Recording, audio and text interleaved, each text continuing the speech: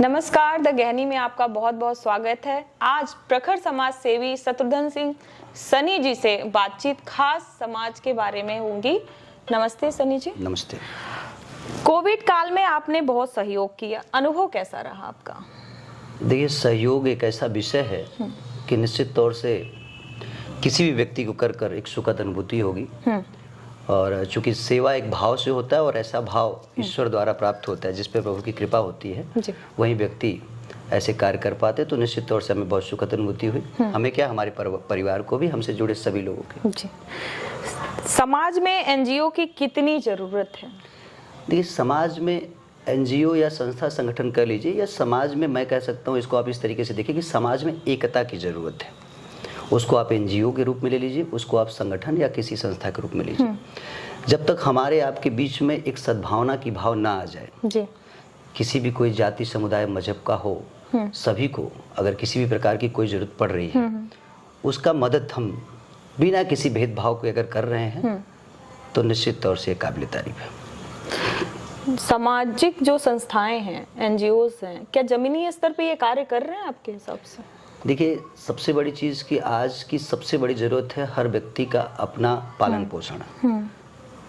मुझे लगता है यह कहना गलत होगा कि सही कर रही है या गलत कर रही है। मुझे लगता है, जैसे कि मैंने अपने पहले क्वेश्चन में आपने पूछा सामाजिक समस्याओं पर। हाँ, मैं आपको बताऊं, भाव, अगर लोग कहते हैं कि बहुत सारी संस्था हैं अपने रोजी रोटी के लिए संस्था चला रही हैं, हम कह रहे हैं कि अगर कोई व्यक्ति सामाजिक सेवा करते हुए अगर अपने परिवार को भी चला रहा है तो निश्चित तौर से वह सही है।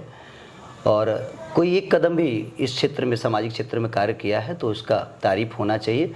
हाँ, आप सामाजिक कार्य करते हुए एक चीज़ आप जरूर ध्यान दें कि किसी असहाय व्यक्ति के साथ अगर अन्याय हो रहा है तो व्यक्तिगत अपने लाभ के लिए उनको ठेस न पहुंचाएं, यह जरूर ध्यान। बहुत सारी सामाजिक संस्थाएं, संगठन है, मैं देखता हूं कि अगर पैसा कोई दे दे या कोई बहुत धन पशु उनसे जुड़ जाए तो यह भूल जाते हैं कि नहीं, कौन गरीब है, कौन असहाय है, कौन पीड़ित है, उसके हक का भी, उसके हिस्से का भी खा जाते हैं। तो ये नहीं करना चाहिए।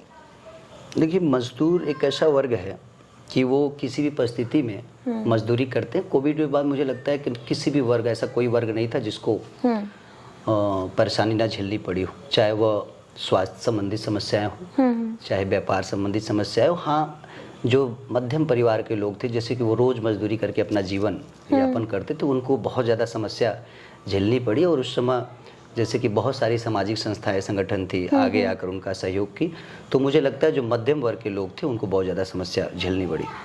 मजदूर वर्ग की समस्याएं क्या थी? मजदूर वर्ग की समस्या यही है कि देखिए, सबसे बड़ी बात, जैसे हमारे देश में चाइनीज़ मशीनरी काम कर रहे हैं। जैसे हम देखते थे बचपन में कि अगर एक टाली मिट्टी को भरना है तो 10 लोग मिल के उसको भरते थे। ये चाइनीज़ मशीनरी जब हमारे देश में आ गई तो एक दो बार आप देख रहे हैं जेसीबी को लेके भर दे रहे हैं तो 10 लोग का रोजगार खत्म हो गया। सबसे बड़ी समस्या है हमारे देश में कि जब हम स्वदेशी, जैसे हमारे देश के यशस्वी प्रधानमंत्री जी ने कई बार अपने वाहन में किया है, मन की बात में उन्होंने कहा है, स्वदेशी अपनाएं। जब हम अपने देश के बनाए हुए चीज़ों को यूज करेंगे, अपने देश के मजदूरों के द्वारा बनाए हुए चीज़, तो मजदूरी खत्म होगी और हमें लगता है कि उनकी समस्याएं भी खत्म होंगी, आर्थिक स्थिति भी बढ़ेगी। मजदूर अगर महिला हो तो किस प्रकार की समस्या का सामना उसे करना पड़ता है? देखिए, जैसे आज का समय देखा जाए तो आज तो हमारे देश की महिलाएं बहुत आगे जा रही हैं, फाइटर प्लेन भी उड़ा रही हैं, और महिलाओं को देश के यशस्वी प्रधानमंत्री जी ने बड़ा सशक्त किया है और महिला बहुत अवेयर भी हुई हैं। पहले महिलाओं के अंदर था कि रात को निकलती नहीं थी, अब आप देखिए पुरुष से कहीं ज़्यादा महिलाएं हमारे देश में, क्या पूरे विश्व में नाम को रोशन कर रही हैं, हर क्षेत्र में कर रही हैं। एक मैं जरूर बात कहना चाहूँगा कि अभी मैं कल बीएचयू में कार्यक्रम में था, वहाँ पे भी ये सवाल उठा था, कुछ हमारे मीडिया बंधु थे। महिलाओं की सबसे बड़ी समस्या क्या है कि पुरुष की जो विचारधारा उनके प्रति है वह गंदी है। और एक मूवी की, वहाँ मीडिया भाई ने एक मूवी आई है रणवीर सिंह की, उस पर उन्होंने क्वेश्चन किया कि उस पर एक बड़े गंदे गंदे कैप्शन दिए गए हैं, फोटोज हैं और उस पर बड़े अलग अलग चीज़ें हैं। तो मैं कहना चाहूँगा कि देखो, महिलाएं हमारे जैसे पहले थी, दुर्गा थी, माँ काली थी, उनको तमाम रूप दिए गए हैं। हमारी जो पुरुषों की विचारधारा उनके प्रति है, जैसे कहते हैं कि लोग, हम शॉर्ट कपड़े में देखते हैं किसी को तो कहते हैं कि यार वो शॉर्ट कपड़ा पहना तभी उसके साथ रेप हुआ। तो इस पे सबसे बड़ा क्वेश्चन ये होता है कि बच्चियां जो 2 साल 5 साल की बच्चियों के साथ रेप हुआ है, 70-80 की लेडी जो है ओल्ड, उनके साथ हो, तो उनका क्या गुनाह है भाई? उनकी तो छोटे कपड़े नहीं है, या और तो 10 बजे रात को 5 साल की बच्ची तो बाहर जाएगी नहीं। तमाम स्कूलों में आपने देखा होगा, तमाम शिक्षण संस्थानों में ऐसा हुआ है घटना। तो सबसे बड़ी चीज़ है महिलाओं पे मैं नहीं जाऊंगा, वो तो पूजनीय है। हमारी जो सोच है, पुरुषों की जो सोच है, वो थोड़ा सा सही होना चाहिए। जब हम एक हिसाब से देखेंगे, जैसे हम अपने बहन बेटियों को देखते हैं, अगर जब हम उनको वैसे देखना शुरू होंगे तो निश्चित तौर से महिलाओं की समस्या खत्म हो जाएगी। समस्या ये महिलाओं का नहीं, समस्या ये पुरुषों का है, उनकी विचारधारा का, उनकी गंदी सोच का है। तो पुरुषों को अपनी सोच को बदलना पड़ेगा। जैसा कि आपने कहा, अभी किस मूवी की आप बात कर रहे थे, उसमें क्या एक रणवीर सिंह की कोई मूवी हुई थी, उसमें क्या, उसमें थोड़ा सा बहुत गलत तरीके से महिलाओं को प्रदर्शित किया गया है, कुछ वर्ड भी उसमें थोड़ा सा गलत है। तो उस पर मीडिया बंधु ने सवाल किया कि ऐसे मूवी आते हैं और जो युवा है उसको देखते हैं, फॉलो करते हैं।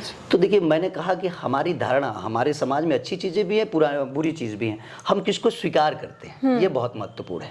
आप एक खुद किसी की बेटी हैं, बहन है, समाज में देश के एक स्तंभ से जुड़ के कार्य कर रही हैं, तो बहुत सारे लोग मिलते होंगे आपसे, अच्छे भी बुरे भी, लेकिन आज उन लोगों से निकल के अगर आप यहाँ तक पहुँची हैं तो आप एक खुद प्रमाण है, एक खुद उदाहरण है।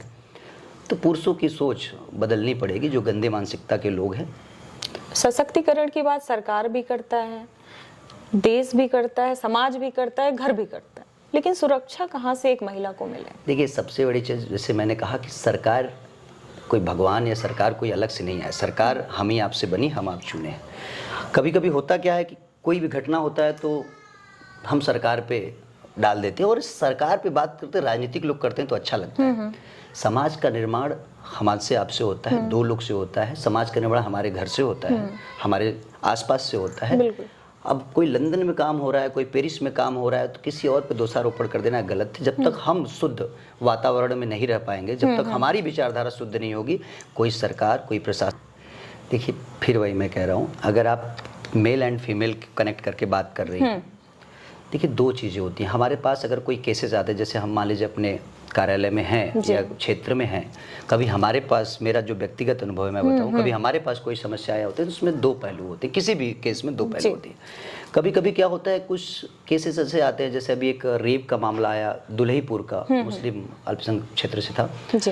तो उसमें एक ऐसा मामला आया कि लड़की ने गलत आरोप, अभी अब मैं क्या, हमारे देश में बहुत सारे ऐसी मीडिया चैनल जो भी चला रही हैं कि कई ऐसे आंकड़े हैं जिसमें तमाम गलत आरोप भी महिलाओं द्वारा पुरुषों पे लगाए जाते हैं। कभी कभी होता क्या है कि कुछ ऐसी महिलाएं भी हैं समाज में जो अपने इस चीज को धाड़ बनाती हैं, और धाड़ बनाकर किसी भी तरीके से आरोप लगा देती हैं। पीछे जाने में 2 तर्क है। एक तर्क है कि जहाँ पे एक पक्ष गलत होता है, एक ऐसा तर्क है जिसमें महिला भी गलत होती है। तो कभी कभी हमें लगता है कि महिलाओं को भी यह सोचना चाहिए कि अगर ईश्वर ने हमें जो दिया है उसका हम दुरुपयोग न करें, जो मान सम्मान लोगों हमें दिए हैं लोग, उसका हम दुरुपयोग न करें। और मैं पुनः कह रहा हूँ कि इन समाज के पुरुषों को अपनी विचारधारा बदलने की ज़रूरत है, वो बदलें और बाकी सारी चीज़ें नॉर्मल हो जाएंगी। सनी जी, ये जानना चाहूंगी कि बनारस की ऐसी कोई लोकल समस्या है क्या जो आप जिस पे कोई कार्य करना चाहते हैं? बनारस में बहुत सारी समस्या है। जैसे मैं बताऊं, अभी आप देखिए मीडिया जुड़ी हैं तो अभी बहुत सारी ऐसी घटनाएं आई हैं बच्चा चोरी की, जिसपे शास्त्री घाट पे बहुत धरना आंदोलन हुए हैं। आए दिन आ रहे थे, हमारी कुछ बहनें उस पर बहुत भारी आंदोलन भी काफ़ी लंबे समय तक बैठी रही, रात तक बैठी रही। मैं भी उसमें सहभागिता लिया था।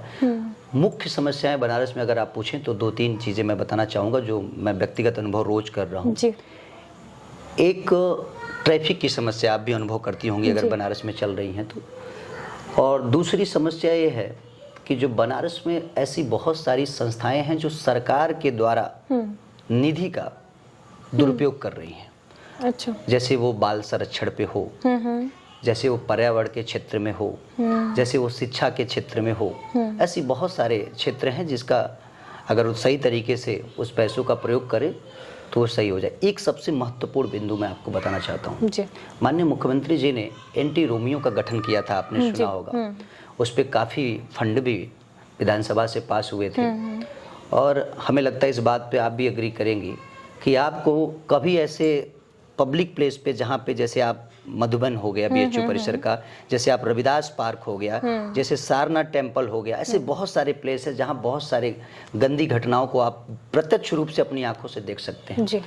तो मैं कहना चाहूँगा आपके इस मीडिया, जितने आपके व्यूअर्स हैं, जितने आपके मेंबर हैं, पूरी टीम है, उनसे मैं ये निवेदन करूंगा कि ये अपील करे, इस पे जोर करे कि जो ये एंटी रोमियो का गठन है उस पे क्या कार्य हो रही है, और ऐसे प्लेस पे जहाँ पे तमाम बहन बेटी भी जा रही हैं, लोग अपने फैमिली के साथ जा रहे हैं, परिवार के साथ जा रहे हैं। मेरा बहुत महत्वपूर्ण मुद्दा है, हर मीडिया बाइट में मैं ये बोलता हूँ और बोलना चाहता भी हूँ।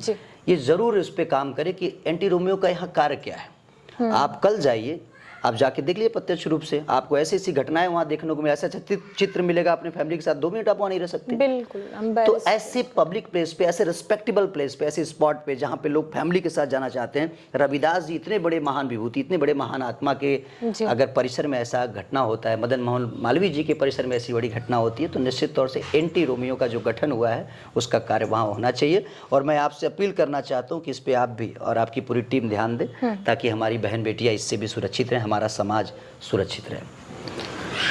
द ज्ञानी से मैं शिल्पी आपका बहुत बहुत आभार करती हूँ। धन्यवाद जी।